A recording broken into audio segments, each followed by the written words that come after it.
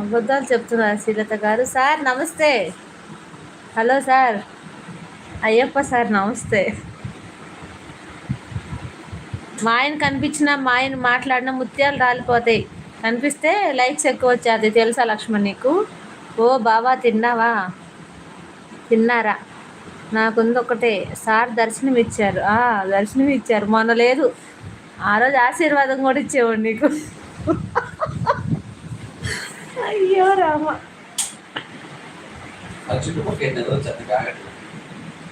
స్నానం వేస్తా. సరే బావా.